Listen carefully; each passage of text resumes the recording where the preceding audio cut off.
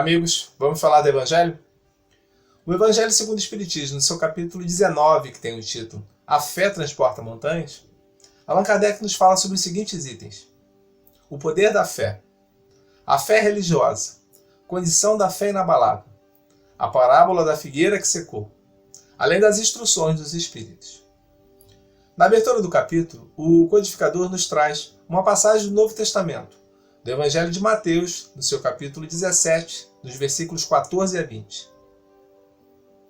E quando ele veio ao encontro do povo, um homem se lhe aproximou, e lançando-se aos seus pés, lhe disse: Senhor, tende piedade do meu filho que é lunático e sofre muito, porque muitas vezes cai no fogo e na água. Apresentei aos seus discípulos, mas eles não o puderam curar. O que Jesus lhe respondeu dizendo: Ó raça incrédula e depravada, até quando estarei convosco? Até quando vos sofrereis? Trazei-me esse menino. O que Jesus tendo ameaçado o demônio, este saiu do menino, e ele imediatamente ficou são. Os discípulos, em particular, vieram perguntar ao mestre por que eles não conseguiram expulsar o demônio do menino. O que ele lhes respondeu: por causa da vossa incredulidade. Em verdade vos digo, se tivesses fé do tamanho de um grão de mostarda, dirias: montanha, sai daqui para ali, e esta se transportaria, e nada vos seria impossível. É fato que a confiança nas nossas forças dá ao homem a capacidade de realizar as coisas materiais, o que não ocorre com aquele que não acredita em si. Essas palavras devem ser entendidas no sentido moral. As montanhas que a fé desloca são, na realidade, as dificuldades, a má vontade, as situações que se apresentam para a maior parte dos homens. E ainda que sejam nas melhores situações, nas melhores coisas. As dificuldades de rotina, o egoísmo, o interesse material, as paixões egoísticas, todas elas são barreiras que vão se apresentar para aqueles que trabalham para o progresso da humanidade. A fé robusta, ela traz a esperança, traz a energia, traz os recursos necessários para vencer os obstáculos. Do ponto de vista religioso, a fé consiste nos dogmas especiais que constituem as diferentes religiões. Todas elas possuem seus artigos de fé. Sob esse aspecto, a fé pode ser raciocinada ou cega. A fé cega, ela aceita, acredita sem verificar o verdadeiro como o falso. E ela se choca sempre com a questão da evidência da razão. O que, se ela continua, se ela segue no mesmo ponto de vista, ela vai produzir o fanatismo. E, numa sequência cedo ou tarde, ela vai se desmoronar. A fé verdadeira é aquela que se baseia, que garante o futuro. E ela não se abala com as verdades do progresso das luzes. Porque, do ponto de vista do que aquilo que é verdadeiro na obscuridão, também o é a luz meridiana. É fato que cada religião pretende ter a posse da verdade.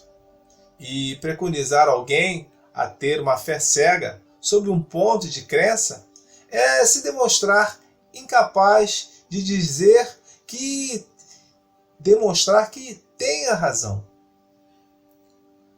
Fé inabalável só é a que pode encarar de frente a razão, em todas as épocas da humanidade. Numa outra parte deste capítulo, Allan Kardec nos traz a parábola da figueira que secou. Nos conta o evangelista Marcos que estava Jesus saindo de Betânia com os discípulos quando teve fome, e avistaram uma figueira ao longe. Foram em direção à mesma, e lá chegando, verificaram que ela só tinha folhas, não tinha frutos, pois que não era tempo de figos. E Jesus falou para a árvore que ninguém coma de ti fruto algum, o que os discípulos ouviram. No dia seguinte, quando passaram pelo mesmo local, e eles verificaram que a figueira tinha secado até a raiz, Simão Pedro resolveu fazer um comentário com o mestre amado. Senhor, veja aquela árvore que tu amaldiçoaste, como ela secou até a raiz. O que Jesus lhe respondeu: tendes fé em Deus. Em verdade vos digo que se tiverdes fé e disser, montanha, lança-te daqui para ali, vai-te e lança-te ao mar, e se disser isso com toda a certeza, com toda a verdade, de fato, acreditando que isto acontecerá, verás que acontece. Na realidade, a figueira que secou representa o pressuposto daqueles que apenas têm disposição para o bem, mas que verdadeiramente não produzem. Apresento muito mais a questão do ponto de vista da oratória do que do ponto de vista concreto. São como os oradores, que têm muito mais brilho quando falam do que verdadeiramente concretizam e vivenciam aquilo que preconizam. É, na realidade, algo que faz muito bem aos ouvidos, mas que, concretizado verdadeiramente, nada trazem de bom, de efetivo para aqueles que propagam. É por isso que Jesus condenou a árvore à esterilidade. São esses mesmos que, como aquela árvore da parábola, só produzem folhas, não dão fruto algum. E dia virá que eles estarão, assim como a árvore, secas até a raiz. Nas instruções dos Espíritos, Allan Kardec nos trabalha duas mensagens. A primeira fala sobre a fé, mãe da esperança e da caridade. Quem nos envia a mensagem é José, um espírito protetor. O mesmo nos informa que a fé ela deve ser ativa e que ela é mãe de todas as outras virtudes. E que a fé, que é a esperança e a caridade, na realidade são corolários da fé. E que elas fazem conjuntamente uma trindade: a esperança, a fé e a caridade, e que são inseparáveis. Na outra mensagem, que fala sobre a fé humana e divina, é de um espírito protetor. O mesmo nos informa que nós ainda não entendemos a questão da fé. Apenas sob o aspecto religioso nós temos a compreensão. Porque Jesus exalçou a fé como algo extremamente importante para todos nós. E que, devido a isso, nós o consideramos apenas como um chefe de uma religião. Mas que a fé é humana e divina de acordo com as faculdades com que o homem ele determina as suas necessidades terrenas ou as suas necessidades celestiais e futuras.